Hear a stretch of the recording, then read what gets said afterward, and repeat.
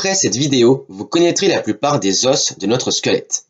Nous avons 206 os, un organe dur et solide qui constitue notre squelette. L'os est composé principalement de calcium et de phosphate.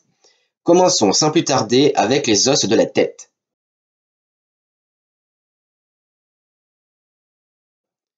Comme le but c'est de placer les os sur le squelette, on va juste les nommer et les placer sur l'image, donc suivez bien.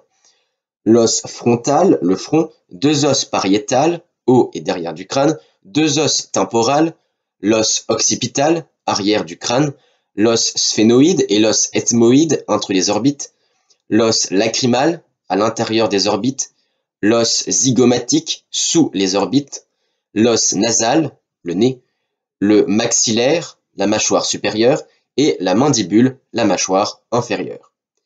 On a bien sûr les 3 os de l'oreille, donc x2, car on a 2 oreilles, et oui, je vous l'apprends. Bon, il s'agit du marteau, de l'enclume et de l'étrier. L'étrier est le plus petit os du squelette. Voilà, ça c'est quasi tous les os de la tête. Descendons dans le squelette et voyons le tronc. Dans le cou, il y a 7 vertèbres cervicales et l'os hyoïde, l'os du larynx. C'est le seul os qui n'est articulé avec aucun autre os. Notre thorax est constitué de 12 vertèbres thoraciques, 12 paires de côtes, ainsi que le sternum.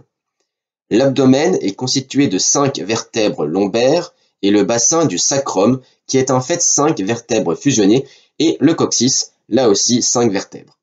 Toutes les vertèbres constituent bien sûr la colonne vertébrale. Voyons maintenant le reste du corps. Au niveau des épaules, on a bien sûr les omoplates et les clavicules. Si on continue, les bras, c'est un os, l'humérus. L'avant-bras, 2 os, le radius et le cubitus. Là, ça se complique. Les mains et les poignets sont composés de plusieurs os qu'on partage en 3 groupes. Les carpes au poignet, les métacarpes à la paume de la main et les phalanges, les doigts. Cela donne 8 carpes, 5 métacarpes, 14 phalanges. Voilà pour cette partie du corps. Descendons. On a déjà vu le sacrum et le coccyx. Mais on a aussi à côté les 2 os coxales, composés de l'ilium, de l'ischium et du pubis. Relié à ça, on a la hanche, qui joint donc os coxal, et fémur, l'os de la cuisse, le plus grand os du squelette. Au genou, c'est la rotule, maintenant appelée patella. Puis les 2 os de la jambe, le tibia et le péroné, qui a aussi changé de nom pour fibula. Et pour finir, comme pour la main, les pieds et les chevilles sont constitués de nombreux os, 7 tarses, 5 métatarses et 14 phalanges. Et voilà, vous connaissez tous les os. À retenir, l'être humain possède 206 os. En gros, on a le crâne avec la mâchoire composée de maxillaire et de la mandibule, les 3 petits os de l'oreille, les omoplates et les clavicules, le bras composé de l'humérus, du radius, du cubitus, puis carpe, métacarpe, phalange dans la main. Dans le tronc, on a bien sûr la colonne vertébrale et les côtes ainsi que le sternum. Aux jambes, on a fémur, rotule, tibia et péroné et les tarses, métatarses et phalanges du pied.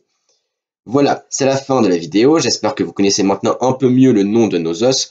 N'oublie pas de l'aimer si c'est le cas, de la partager et surtout abonne-toi. Mercredi prochain, nous verrons un fossile, les trilobites.